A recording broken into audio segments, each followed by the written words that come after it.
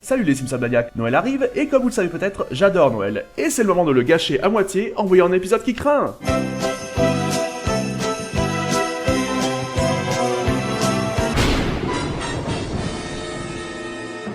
Quand je me suis dit que j'allais vous faire un Dove vs Fud spécial Noël, j'ai dressé une liste de tous les épisodes de Noël des Simpsons, avec leur qualité, mais aussi en critère important, la présence de Noël dedans. Après tout, si on prend le tube qui tue où ça dure à peine 3 minutes en début d'épisode, c'est un peu léger.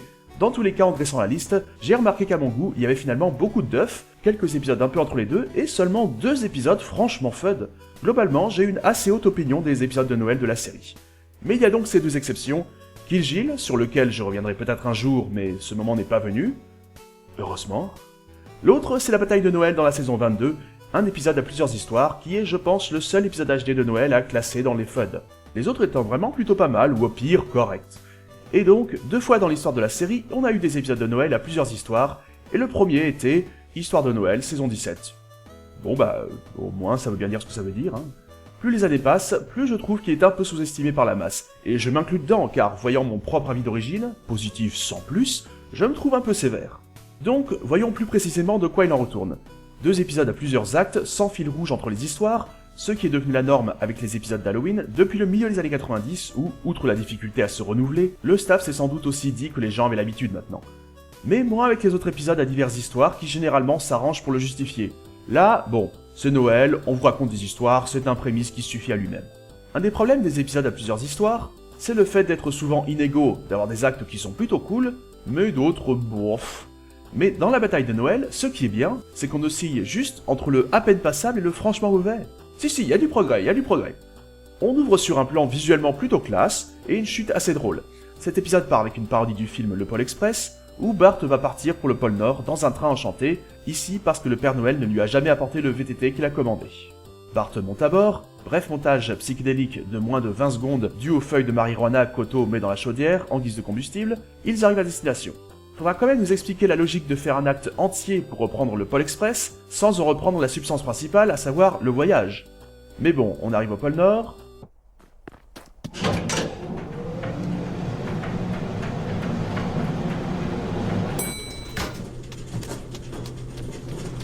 Oui, vous êtes sûr que vous êtes juste en temps d'épisode? Parce que vous m'avez l'air un peu de gâcher du temps, là.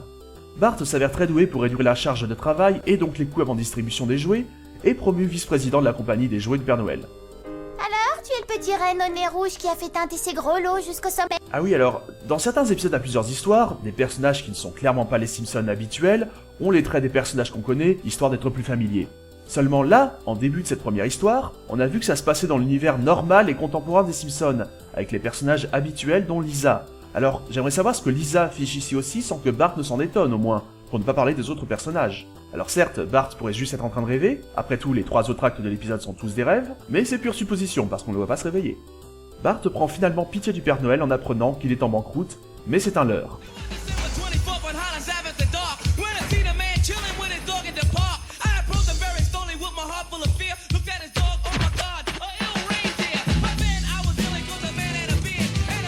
Ok, alors même si ce n'était pas spécialement le but, ça me fait penser à Die Hard, donc ok, bon point pour ça.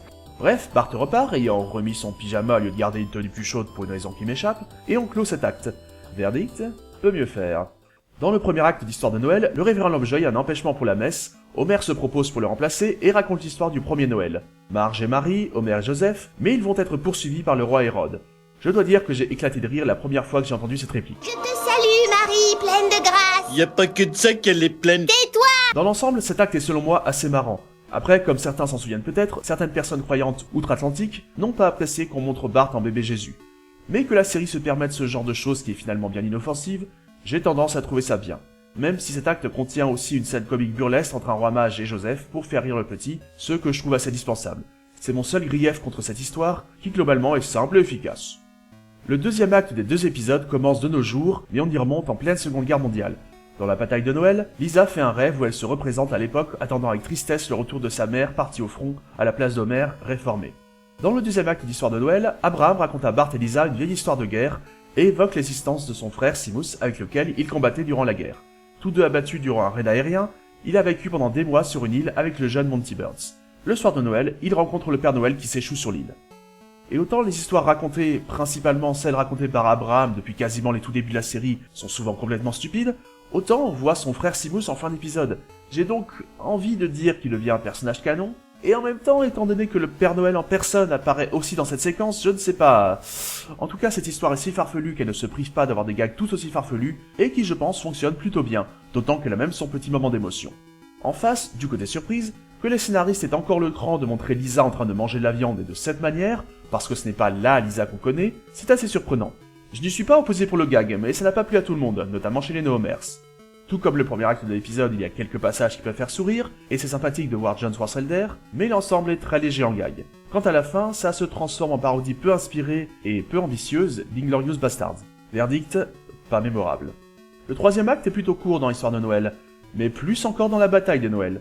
Il peut se résumer à « En rêve, Martha Stewart arrive comme par magie chez les Simpsons, arrange sa maison, et remet tout en place d'un coup de baguette magique. » C'est une histoire assez vide, à laquelle on peut ajouter le fait que Martha Stewart est vite irritante. Ce n'est pas si long, et pourtant il y a de la place pour s'ennuyer, c'est presque un exploit. Verdict, vide. La troisième et dernière histoire d'Histoire de Noël est en chanson, ce qui souvent a tendance à me faire aller à reculons, mais étrangement, sans doute parce qu'il n'y a guère que 2 chansons et que le reste est instrumental, ça n'est pas dérangeant, d'autant que les 2 chansons sont bien entraînantes. On a l'occasion de voir l'aperçu de Noël de plein de Springfieldiens. En termes d'intrigue, c'est vrai, contrairement aux 2 premiers actes de cet épisode, qui avaient une structure classique, ici c'est juste un pot pourri. Et si c'est bien fait, pourquoi pas? Le passage musical dans la bataille de Noël, c'est dans le 4e et dernier acte, qui n'est pas banal, car dans Un rêve de Maggie, les Simpsons y sont des Muppets. Alors, les passages en live action sont rares dans la série, on pourrait accorder un point pour l'originalité, mais dans l'ensemble, ça ne se démarque en rien. Mais donc, je parlais des chansons, et en face on a des chansons énergiques avec foule de petits gags et détails en quelques instants. Là, on a le droit à plus des 2/3 de la chanson des 39 jours de Noël. 39 fox a fopping, 38 fishwives hawking, 37 coopers scooping, 36 blue blacks buffing, 35 busters busting, 34 something something, 33 alchemists transmuting, 32... Réécoutez seulement cette petite partie de la chanson, je ne sais pas vous, mais j'en ai déjà marre. Et oui, vous avez bien vu Katy Perry. Au départ, c'était prévu pour être Lady Gaga, mais quand on voit ce que son apparition a donné plus tard, je ne vois pas comment il aurait pu sauver cet acte. La présence de Katy Perry était là pour l'audience, mais il aurait fallu qu'elle ait un quelconque intérêt. Là, elle a juste l'air de faire cruche, et ne pas savoir ce qu'elle fait là. Pour continuer avec la chanson, il n'y a pas de quoi se relever la nuit de toute façon. Mais, alors d'accord, ce n'est pas la faute de l'épisode original, mais je vais évoquer la VF.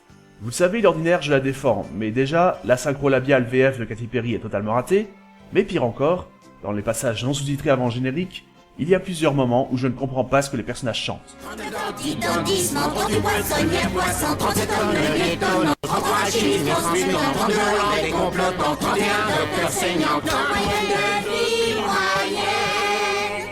Je vais juste embrasser votre petit ventre. C'est pas tout à fait mon ventre. Mais j'ai pas dit d'arrêter. Eh ben ça a été fastidieux, mais cette fois je crois que c'est la fin. Fastidieux, vous voyez, même eux le reconnaissent. Dans le genre faux programme avec des rires enregistrés, le papy testament-matique dans les vrais faux Simpsons, c'était bien mieux. Dans l'histoire de Noël, les gags ne sont pas en reste, et à côté des moments gentillets et mignons qui fonctionnent assez bien question émotion, comme le moment tendre que passent Homer et Marge en fin d'acte, on a quand même de la cruauté comme Abraham contraint de passer Noël dans les poubelles, et bien entendu les diverses tentatives de suicide de mots. La magie de Noël. Mais pour ce 4e acte de la bataille de Noël, verdict... Ouh, c'est lamentable! Et pour couronner le tout, bon sang, ça ne dure que 3 minutes 40. Ça ne mérite pas plus, mais voilà un des soucis qui apparaît de manière encore plus flagrante. Depuis le premier épisode à 3 histoires, dans la saison 2, les scénaristes sont fatalement contraints d'aller vite. Mais au pire, avec une histoire plus courte, ils peuvent avoir une durée très convenable pour les 2 autres. Avec la publicité supplémentaire rajoutée depuis la saison 20, 4 histoires, là, ça veut dire une moyenne inférieure à 5 minutes pour chacun des actes. Et dans la bataille de Noël, les 2 premiers dépassent ça et se tiennent à peu près, mais les 2 derniers sont en dessous. Ça commence à être vraiment très court pour développer un récit complet et intéressant. Ces histoires pouvaient avoir du potentiel, mais elles sont toutes sous-exploitées. Mettre des références à foison, des guest stars et avoir un concept décalé, ça ne suffit pas à faire un bon épisode. Au final, Histoire de Noël n'est pas un tel sommet, mais pour moi c'est un épisode de Noël solide, drôle, avec des situations variées, bien agréable à regarder, particulièrement au moment des fêtes, et c'est déjà très bien. Le scénariste, le regretté Don Payne, a été nominé par la Writers Guild of America pour ça d'ailleurs. Même si ce n'est pas forcément un argument très parlant, car certains épisodes nommés, voire gagnants, étaient parfois... bon, hein. La bataille de Noël par contre, même s'il est plutôt joli à certains moments, est un épisode d'histoire faible, pas si drôle, bien trop courte pour certaines, jamais émouvant, et même irritant par certains points. En termes d'épisodes de Noël à plusieurs histoires, nul doute que le premier reste largement le meilleur. Allez, joyeux Noël les Simpson maniaques!